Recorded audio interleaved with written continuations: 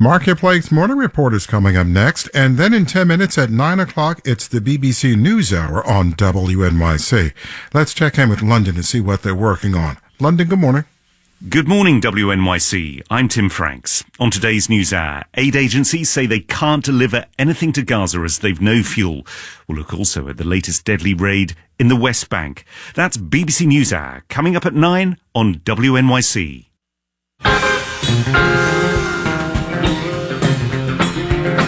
Mid-50s out there right now under partly sunny skies. Partly sunny today and a high all the way up to the mid-60s. Gusty as well. Chance of overnight rain. Cloudy will drop down near 50 again. And then tomorrow, those clouds we'll see, they will clear up. The temperature will fall during the day to the upper 40s and breezy, so it's going to feel chilly. Upper 30s and gusty overnight, and then Sunday, sunny and 51 and breezy. Once again, 55 now.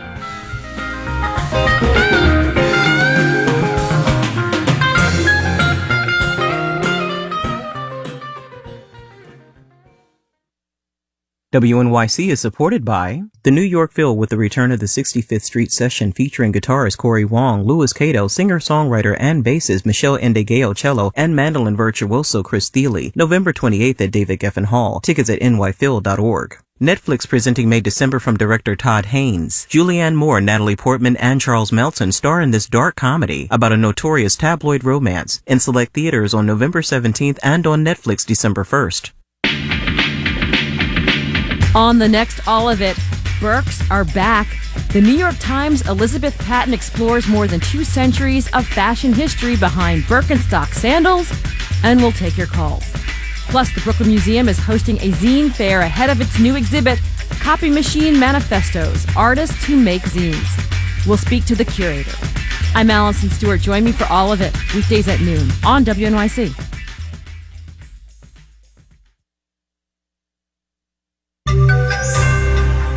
With the government funded for now, there's more time to fight over government funding.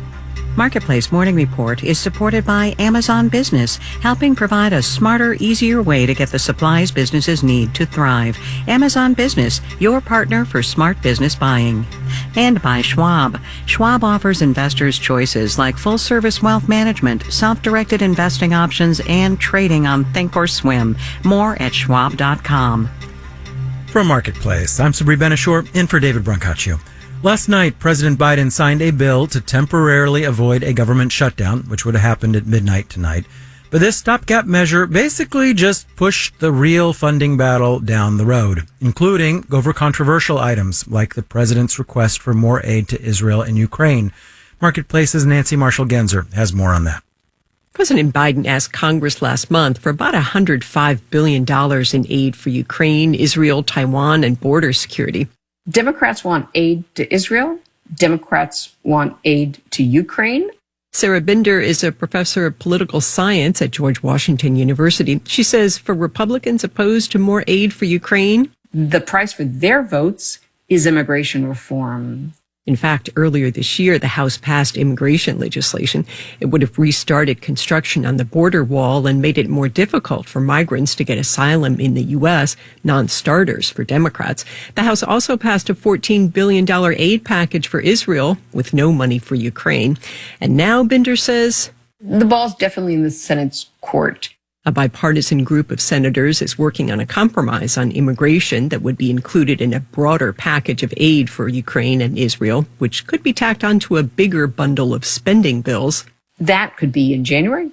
That could be in February. Senate Majority Leader Chuck Schumer says he hopes, quote, we can come to a solution in the coming weeks. I'm Nancy Marshall-Genzer for Marketplace.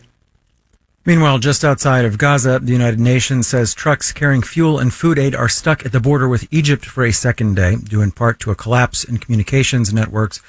The World Food Program said Palestinian civilians face the imminent possibility of starvation. Checking numbers, Dow, S&P, and NASDAQ futures are all up. With the Dow future up 122 points, 0.4%. The yield on the 10-year Treasury is 4.445%.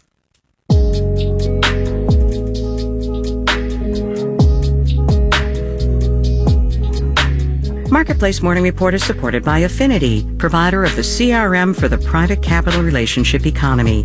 Affinity knows who has the best relationship with the right startup. Affinity knows. Learn more at affinity.co/marketplace. And by Fidelity. A dedicated Fidelity advisor can help create a wealth plan for a full financial picture. Investment minimums apply. Fidelity Brokerage Services, LLC. So each month we watch a documentary together for what we call Econ Extra Credit. And this month it's a feature film based on real history. Killers of the Flower Moon, actually out in theaters now. Members of the Native American Osage Nation were forced onto land that was agriculturally poor. Could not do a lot with it. Then it turned out there was a lot of oil there.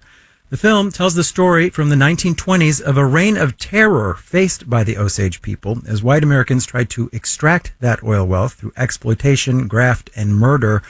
At the center of this was a legal concept called guardianship. For more on that, we have got Allison Herrera. She's a senior reporter for the investigative journalism outfit APM Reports, which is owned by the same parent company as Marketplace. She covers Indigenous affairs, and her work can also be heard on the podcast from Bloomberg called In Trust. Allison, thank you so much for joining us. Thank you so much for having me, Sabri.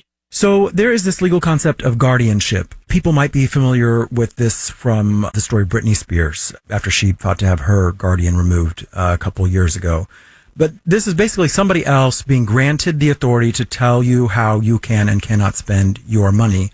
It has a long legal history, which we see in Killers of the Flower Moon. Can you explain what we see there? Yes, guardianships stem from this racist, paternalistic policy that was put in place by the federal government in the early 20th century that basically deemed Native people incompetent to run their own affairs and manage their own money. You know, the policy was first implemented ultimately to protect Osages from being exploited by non-Indians, but it ended up not being that way. So in 1912, the United States government passed this law that said Osage citizens who were more than half blood were deemed incompetent. You may remember a scene from the film Killers of the Flower Moon where Molly Burkhart has to go into the office and she has to read off her allotment number and say incompetent. And so that's basically the system that people operated under. What kind of legal landscape developed around this? So that's a really good question. And this goes back to Oklahoma statehood. There was an act that was put in place called the Oklahoma Enabling Act. And what this did was it made a lot of provisions and laws for Oklahoma to enter into the Union. And the act laid out that in matters of Indian affairs, that was to be left between the federal government because of the trust responsibility it has for tribal nations. But shortly after statehood in 1907, you had all of these businessmen, these landowners, cattlemen that lobbied really hard to give local courts and judges in eastern Oklahoma control over probates and wills and estates. And that allowed for, judges to appoint their friends and, family as guardians over these Osages. So even in death, the access to wealth was kind of diverted legally. Yes. I mean, I did some reporting about a woman named Lily Morrell Burkhart. She was not related to Molly Burkhart or the Kyle sisters, but this was in 1967. After she passed away, her will went into this lengthy probate in Osage County, and her then divorced husband, Byron Burkhart, was able to claim that he was her common law husband through the courts, and then it was able to get a salary off of her estate. So, I mean, this isn't something that was just in the 1920s. This was even, later in the 60s and 70s. Allison Herrera is a senior reporter covering Indigenous affairs for the investigative journalism outfit APM Reports. Allison, thank you so much. Thank you so much, Sabri, for having me on. You can follow along with Econ Extra Credit by subscribing to our free newsletter at marketplace.org/newsletters. Next month's movie is the 1983 version of Trading Places. And the United Auto Workers have voted to approve a new contract with General Motors, making its workers the first to approve such an agreement. 54.7% of members voted in favor. The contract was more popular among union members at Ford and Stellantis. From APM, American Public Media.